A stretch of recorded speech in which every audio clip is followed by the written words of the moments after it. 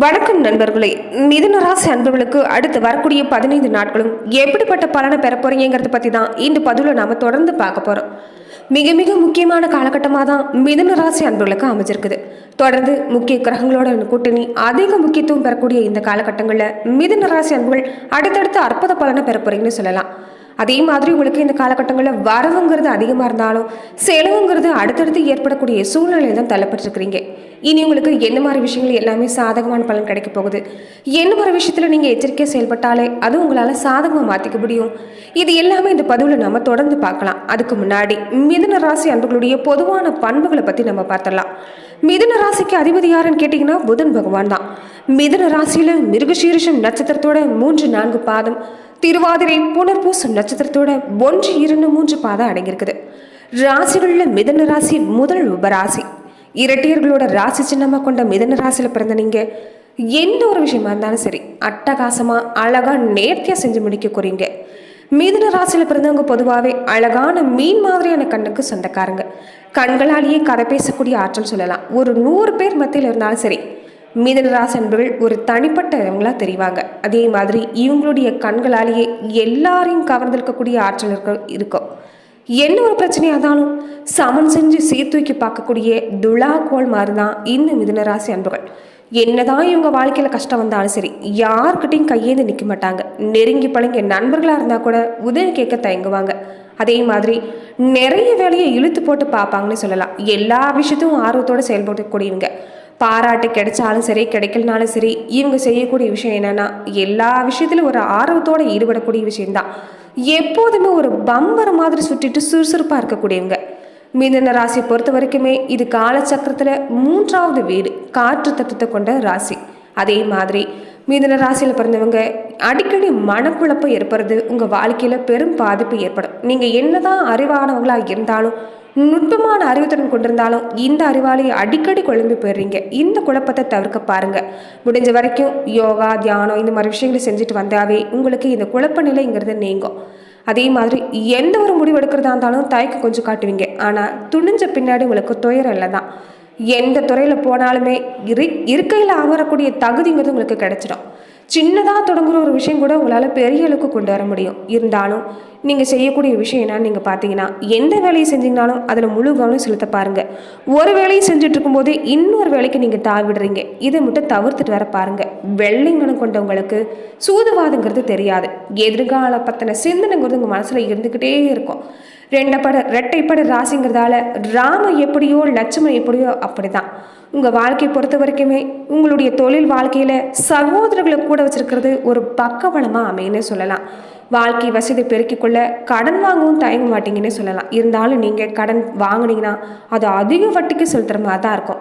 வம்பு பிரச்சனை இது எல்லாமே இந்த கடன் பிரச்சனையால் தான் ஏற்படுங்கிறத உணர்ந்துங்க. அதனால கடன் வாங்குறது உங்கள் வாழ்க்கையில் பெரும்பாலும் தவிர்த்துட்டாவே உங்கள் வாழ்க்கை சிறப்பு தான். திருமண வாழ்க்கையை பொறுத்த வரைக்குமே உங்களுக்கு அற்புதம் தான். தன்னோட துணையை அதிகமாக நேசிக்கூடியவங்களா இருப்பீங்க. கணவனாக இருந்தாலும் சரி மனைவியாக இருந்தாலும் சரி தன்னோட துணையை அதிகமாக நேசிக்க தெரிஞ்சவங்க. அதே மாதிரி தன்னோட வாழ்க்கையில் என்ன ஒரு சண்டை சத்துரு ஏற்பட்டாலும் சரி மற்றவங்க தெரியாத மாதிரி தான் பார்த்துக்குவீங்க. குடும்பத்தை அற்புதமாக கொண்டு வந்துடுவீங்கன்னு சொல்லலாம். அதிகப்படியான அன்பு கொண்டிருக்கிறதாலேயே சில நேரங்களில் உங்கள் குடும்ப வாழ்க்கையில் அதிகப்படியான தொல்லையும் இதனாலேயே ஏற்பட்டுருது. பிள்ளைகளை பொறுத்த வரைக்குமே உங்களுக்கு எல்லா வகையிலும் சிறப்பு தான். இருந்தாலும் ஒரு மத்தியம வயசுக்கு மேலே பிள்ளைகளுக்கு உங்களுக்கு கருத்து வேறுபாடுங்கிறது இல்லாமல் இருக்காது. நீங்கள் செய்யக்கூடிய விஷயம் என்னன்னா எந்த சூழ்நிலையும் நீங்கள் உங்களுக்காக பாடுபடுறது, உங்களுக்காக ஒரு நிலையான அஸ்திவாரத்தை ஏற்படுத்துறது நல்லது. அதாவது உங்களுக்கான ஒரு பொருளாதார முதலீடு, சேமிக்கக்கூடிய தன்மை இது எல்லாமே வச்சிருக்க பாருங்க.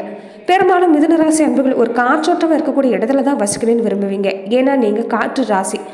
அதே மாதிரி வீட்டை சுற்றியும் பச்சை பசையல்னு இருக்கணுங்கிற ஒரு எண்ணம் இருக்கும்.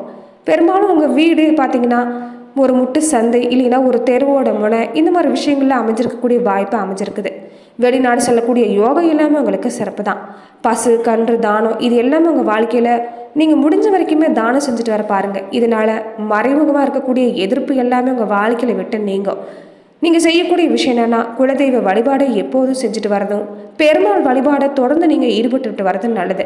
அதே மாதிரி இரட்டை பெருமாள் கோவில் இருக்கக்கூடிய ஆலயங்களை நீங்கள் தரிசனம் செய்கிறது உங்கள் வாழ்க்கையில் அடுத்தடுத்து நல்ல பலனை கொண்டு வந்து தரும். அதே மாதிரி மனசை அடிக்கடி மாற்றாதீங்க. எந்த ஒரு செயல்பாடாக இருந்தாலும் முழு கவனமோடு செஞ்சுட்டு வந்தீங்கன்னா உங்கள் வாழ்வுங்கிறது அற்புதம். தொடர்ந்து வரக்கூடிய இந்த 15 நாட்களும் மிதுன ராசி அன்புகள் எப்படிப்பட்ட பலனை பெற போறீங்கிறத இந்த பதிவில் நாம தொடர்ந்து பார்க்கலாம். இந்த 15 நாட்களுக்குமே தொழில் பொறுத்த வரைக்கும் சரி, வியாபாரம் பொறுத்த வரைக்கும் சரி, எந்த ஒரு தொய்வு இல்லாமல் நல்லபடியாக நடக்கக்கூடிய வாய்ப்பு தான். பெயர் புகழ் எல்லாமே கிடைக்கும். அதே மாதிரி வெளிநாட்டில் இருக்கக்கூடியவங்களா இருந்தாலும் சரி, வெளிமாநிலத்தில் இருக்கக்கூடியவங்களா இருந்தாலும் சரி, உங்களுக்கு சிறப்பான காலகட்டம் தான். வம்பு வழக்கு முறையான விஷயம் கூட உங்களுக்கு இந்த காலத்தில் சாதகமாக கிடைக்கக்கூடிய வாய்ப்பு தான். வீட்டை பொறுத்த வரைக்குமே ஒரு நிம்மதியான சூழ்நிலை நிலவும். இருந்தாலும் உங்களுக்கு சில நேரங்களில் வரவு எந்த அளவுக்கு இருக்குதோ செலவும் அதுக்கடுத்து வருஷக்கட்டி நிற்கிற மாதிரி தான் இருக்கும்.